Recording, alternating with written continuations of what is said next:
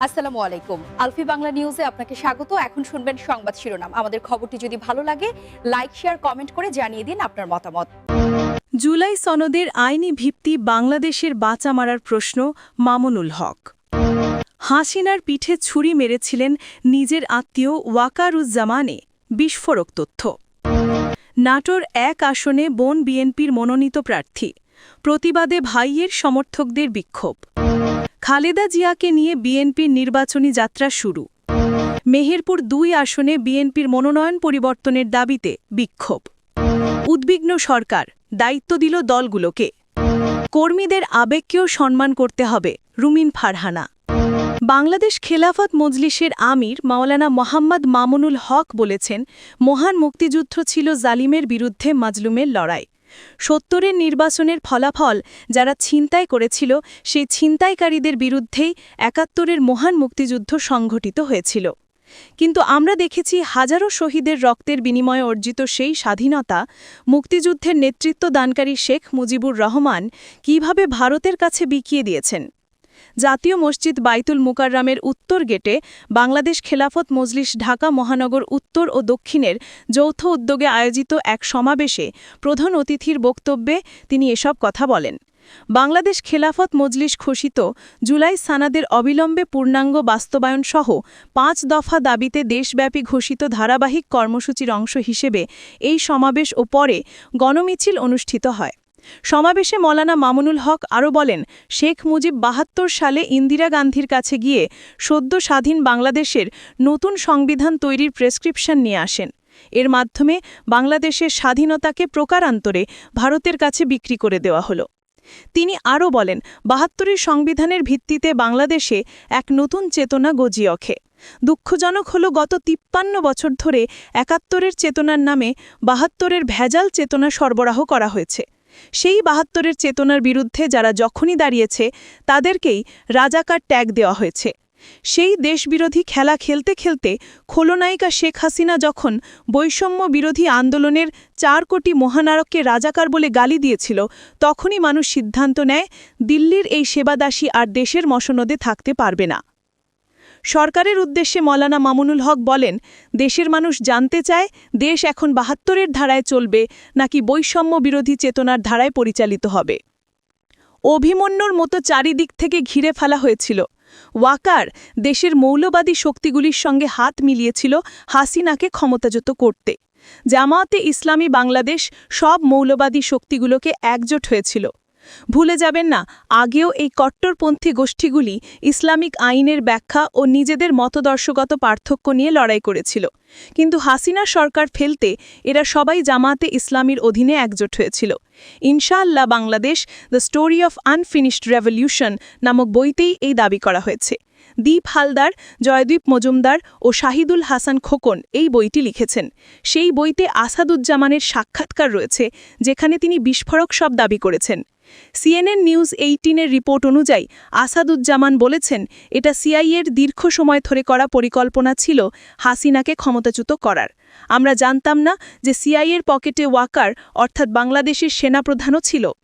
আমাদের প্রতিরক্ষা গোয়েন্দা বাহিনী, বাংলাদেশের গোয়েন্দা ডিরেক্টর জেনারেল এবং বাংলাদেশের প্রিন্সিপাল সিভিলিয়ান ইন্টেলিজেন্স এজেন্সি জাতীয় নিরাপত্তা গোয়েন্দা কেউই প্রধানমন্ত্রীকে সতর্ক করেননি যে ওয়াকার তার সঙ্গে বিশ্বাসঘাতকতা করবে। হয়তো তাদের শীর্ষ কর্তারাও এই ষড়যন্ত্রে সামিল ছিল। তারা কিভাবে জড়িত থাকবে না? সেনাপ্রধান নিজেই তো মূল চক্রী। কিন্তু কেন হঠাৎ আমেরিকার গোয়েন্দা বাহিনী বাংলাদেশে পালাবদল ঘটাতে চেয়েছিল? কি লাভ হলো তাদের? এই প্রশ্নের উত্তরে বাংলাদেশের প্রাক্তন স্বরাষ্ট্রমন্ত্রী বলেন, 2টি কারণে। প্রথমত, দক্ষিণ এশিয়ায় যাতে একাধিক শক্তিশালী রাষ্ট্রনেতা না থাকে, মোদি, শি জিনপিং, হাসিনা যদি এদের মতে শক্তিধর নেতারা থাকেন, তাহলে সিআইএ কিভাবে কাজ করবে? দুর্বল সরকার হলেই আমেরিকার স্বার্থ পূরণের সুবিধা হয়। কিন্তু তার থেকেও বড় কারণ ছিল সেন্ট মার্টিন দ্বীপ। আসন্ন জাতীয় সংসদ সম্পন্ন নির্বাচন সামনে রেখে নাটোর ১ আসনে বিএনপির প্রার্থী হিসেবে ফারজানা শারমিন পুতুলের নাম ঘোষণা করা হয়েছে। এর প্রতিবাদে তার ভাই ইয়াসির আরশাদের সমর্থকেরা মহাসড়কে আগুন জ্বালিয়ে বিক্ষোভ করেছেন। এই সময় বোনের সমর্থকদের বিরুদ্ধে মারধর করার অভিযোগ উঠেছে। সোমবার বিকেল থেকে মধ্যরাত পর্যন্ত লালপুর উপজেলার কদিম চিলান ও গৌরীপুর মোড়ে এসব ঘটনা ঘটে। ফরজানা শারমিন প্রাক্তন ক্রীড়া প্রতিমন্ত্রী প্রয়াত ফজলুর রহমান পটলের মেয়ে। তার ছেলে ইয়াসির আরশাদও ওই আসনে বিএনপির মনোনয়ন প্রার্থী। গতকাল সন্ধ্যায় ঢাকায় বিএনপি সংবাদ সম্মেলন করে দলীয় প্রার্থীদের নাম ঘোষণা করে। এতে নাটোর 1 আসনে ফরজানা শারমিন, নাটোর 2 আসনে রুহুল কুদ্দুস তালুক ও নাটোর 4 গুরুদাসপুর বড়াইগ্রাম আসনে আব্দুল আজিজের নাম ঘোষণা করা হয়। প্রার্থীদের নাম ঘোষণার পর লালপুরে ইয়াসির আরশাদের সমর্থকদের ওপর হামলার ঘটনা ঘটে। এতে জিল্লুর রহমান নামে এক কর্মী আহত হন। তার রক্তাক্ত অবস্থার ছবি সামাজিক যোগাযোগ মাধ্যমে ছড়িয়ে পড়লে রাত 10টার দিকে উপজেলার কদিম চিলান এলাকায় নাটোর পাবনা মহাসড়কের টায়ার জ্বালিয়ে সড়ক অবরোধ করে বিক্ষোভ শুরু হয়। এই সময় কিছুক্ষণ যান চলাচল বন্ধ থাকে। খবর পেয়ে পুলিশ ঘটনাস্থলে গিয়ে আগুন নিভিয়ে মহাসড়ক থেকে প্রতিবন্ধকতা সরিয়ে যান চলাচল স্বাভাবিক করে। লালপুর থানার ওসি রফিকুল ইসলাম বলেন, মহাসড়কে আগুন জ্বালিয়ে বিক্ষোভের খবর পেয়ে পুলিশ ঘটনাস্থলে গিয়ে পরিস্থিতি নিয়ন্ত্রণ করে এবং যান চলাচল স্বাভাবিক করে। কোনো ক্ষয়ক্ষতি হয়নি, কেউ অভিযোগও করেননি। সব জল্পনার অবসান হল বিএনপির চেয়ারপারসন খালেদা জিয়া নির্বাচন করছেন। তিনি ফেনী 1, বগুড়া 7 ও দিনাজপুর 3 আসনে প্রার্থী হবেন। দলের ভারপ্রাপ্ত চেয়ারম্যান তারেক রহমানও বগুড়া 7 আসন থেকে নির্বাচন করবেন। ত্রয়োদশ জাতীয় সংসদ নির্বাচনের জন্য সোমবার বিএনপি 237টি আসনে দলীয় প্রার্থী ঘোষণা করেছে। তাতে দলের 2 শীর্ষ নেতা নির্বাচন করা এবং তাদের নির্বাচনী আসনগুলি নিশ্চিত করা হয়। এছাড়া দলের মহাসচিব মির্জা ফখরুল ইসলাম ঠাকুরগাঁও 1 আসনে নির্বাচন করবেন। তারেক রহমান বগুড়া 7 আসন থেকে নির্বাচন করবেন অনেক আগে থেকেই এমন আলোচনা আছে। তবে অসুস্থতার কারণে এবার খালেদা জিয়ার নির্বাচনে প্রার্থী হওয়া নিয়ে নেতাকর্মীদের মধ্যে সংশয় ছিল। আবার তার নিজেরও নির্বাচন করার ব্যাপারে খুব একটা আগ্রহ ছিল না। দলীয় সূত্র বলছে, নির্বাচন ঘিরে নানামুখী শঙ্কা, বিশেষ করে 5ই আগস্টের ছাত্র জনতার অভ্যুত্থানের পর পরিবর্তিত রাজনৈতিক পরিপ্রেক্ষিতে খালেদা জিয়াকে নির্বাচনী নেতৃত্ব দিতে রাজি করানো হয়। শেষ পর্যন্ত তার প্রার্থী হওয়ার ঘোষণায় নেতাকর্মীরা আনন্দিত। বিএনপির নীতি নির্ধারণী পর্যায়ের নেতারা মনে করেন, আসন্ন নির্বাচন বিএনপির জন্য খুব স্বস্তিদায়ক নাও হতে পারে। খালেদা জিয়াকে নির্বাচন করতে রাজি করানোর মধ্য দিয়ে সার্বিকভাবে নির্বাচনের গুরুত্বটা আরও বৃদ্ধি পাবে। পাশাপাশি নির্বাচন নিয়ে নতুন কোনো জটিলতার উদ্ভব হলে সেটা মোকাবেলাতেও তার ভোটে অংশগ্রহণ পরিস্থিতির ওপর একটা প্রভাব ফেলবে। মেহেরপুর 2 আসনে বিএনপির প্রাক্তন সংসদ সদস্য আমজাদ হোসেনের দলীয় মনোনয়ন বাতিল করে জেলা বিএনপি সভাপতি জাভেদ মাসুদ মিল্টনকে মনোনয়ন দেওয়ার দাবিতে বিক্ষোভ সমাবেশ করেছেন দলীয় নেতাকর্মীরা। সোমবার রাতে গাংনী শহরের বাসস্ট্যান্ড এলাকায় মেহেরপুর কুষ্টিয়া মহাসড়কে টায়ারে আগুন জ্বালিয়ে বিক্ষোভ করেন মিল্টনপন্থী নেতাকর্মীরা। এতে এলাকায় উত্তেজনা ছড়িয়ে পড়ে এবং কিছুক্ষণের জন্য যান চলাচল বন্ধ থাকে। এর আগে সন্ধ্যায় বিএনপির মহাসচিব মির্জা ফখরুল ইসলাম আলমগীর আনুষ্ঠানিকভাবে মনোনয়ন তালিকা ঘোষণা করলে আমজাদ হোসেনপন্থী নেতাকর্মীরা উল্লাসে ফেটে পড়েন।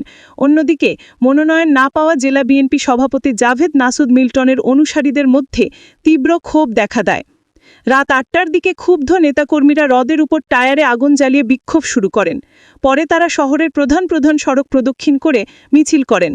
বিক্ষোভ মিছিলে বিএনপি, যুবদল, ছাত্রদল, মহিলা দলের নেতাকর্মীরা অংশ নেন। বিক্ষোভ সমাবেশে গাংনী উপজেলা বিএনপির সাধারণ সম্পাদক আব্দুল আওয়াল বলেন, ধানের শীষের বিজয় নিশ্চিত করতে হলে তৃণমূলের জনপ্রিয় নেতা জাভেদ মাসুদ মিল্টনকেই মনোনয়ন দিতে হবে। যতক্ষণ পর্যন্ত মনোনয়ন পরিবর্তন না হবে ততক্ষণ পর্যন্ত আমাদের আন্দোলন চলবে। জুলাই জাতীয় সনদের বা রিফর্ম প্রস্তাব বাস্তবায়নের বিষয়ে রাজনৈতিক দলগুলোর মধ্যে যে মতভেদ দেখা দিয়েছে তাতে উদ্বেগ প্রকাশ করেছে অন্তর্বর্তী সরকারের উপদেষ্টা পরিষদ। এই বিষয়ে রাজনৈতিক দলগুলোকে নিজ উদ্যোগে নিজেদের মধ্যে আলোচনা করে সম্ভাব্য দ্রুততম সময়ে অন্তর্বর্তী সরকারকে ঐক্যবদ্ধ দিক নির্দেশনা দেওয়ার জন্য আহ্বান জানানো হয়েছে। এই আলোচনা সরকার করবেন না। রাজনৈতিক দলগুলি যদি 1 সপ্তাহের মধ্যে ঐক্যবদ্ধ সিদ্ধান্ত দিতে না পারে তাহলে সরকার তার মতো করে সিদ্ধান্ত নেবেন। সোমবার রাজধানী তেজগাঁওয়ে প্রধান উপদেষ্টার কার্যালয়ে উপদেষ্টা পরিষদের এই জরুরি সভায় এই সিদ্ধান্ত হয়। সভায় সভাপতিত্ব করেন প্রধান উপদেষ্টা প্রফেসর মোহাম্মদ ইউনুস। পরে সেখানে এক সংবাদ সম্মেলনে সরকারের সিদ্ধান্ত জানান আইন উপদেষ্টা প্রফেসর আসিফ নজরুল। অবশ্য এর আগে জাতীয় ঐক্যমত্য কমিশনের সঙ্গে আনুষ্ঠানিক অনানুষ্ঠানিক দীর্ঘ আলোচনায় সনদ বাস্তবায়নের উপায় নিয়ে দলগুলো ঐক্যমত্যে আসতে পারেননি। কমিশন সুপারিশ দেওয়ার পর দলগুলো বিশেষ করে বিএনপি ও জামাতে ইসলামীর মতবিরোধ আরও জোরালোভাবে সামনে এসেছে।